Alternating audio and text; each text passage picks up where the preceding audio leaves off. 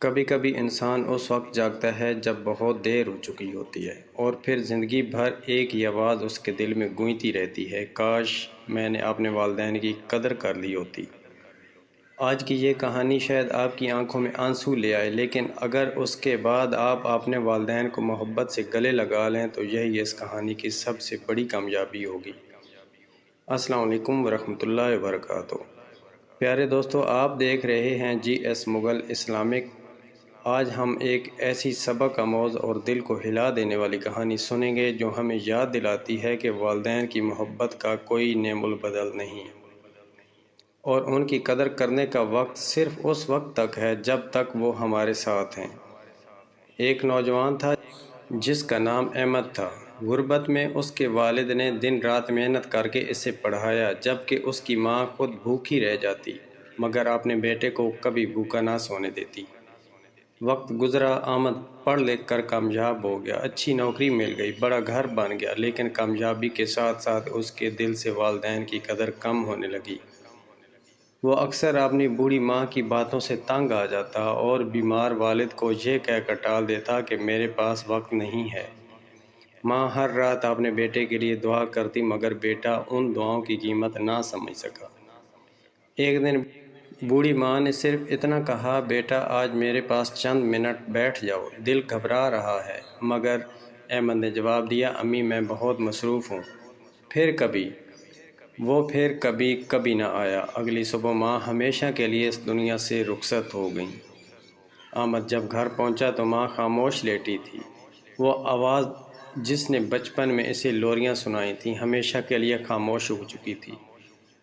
احمد ماں کے قدموں میں بیٹھ کر پھوٹ پھوٹ کر رونے لگا، مگر اب نہ ماں آنکھیں کھول سکتی تھی اور نہ ہی اس کے آنسو پوچھ سکتی تھی۔ چند مہینوں بعد اس کے والد بھی بیماری کی وجہ سے دنیا سے چلے گئے۔ احمد کے گھر میں سب کچھ تھا، مگر ماں کی دعا اور باپ کا سایہ نہیں تھا۔ ہر رات اسے اپنی ماں کی وہ آواز یاد آتی، بیٹا میرے پاس چند منٹ بیٹھ جاؤ۔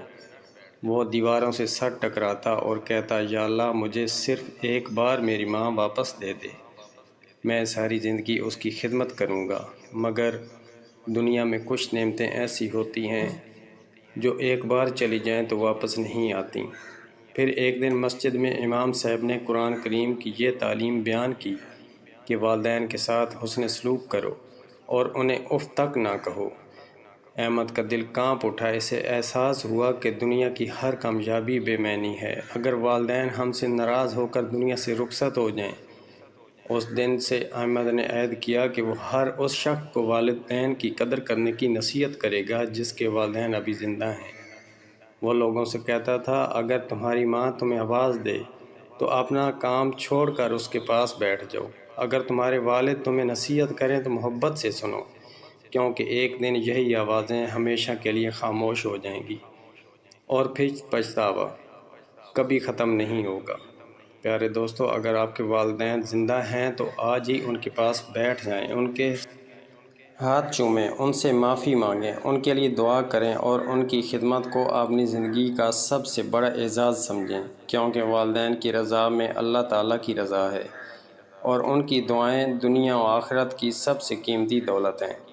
اگر اس کہانی نے آپ کے دل کو چھو لیا ہے تو اسے زیادہ سے زیادہ لوگوں تک پہنچائیں تاکہ ہر بیٹا اور ہر بیٹی اپنے والدین کی قدر کرنا سیکھے۔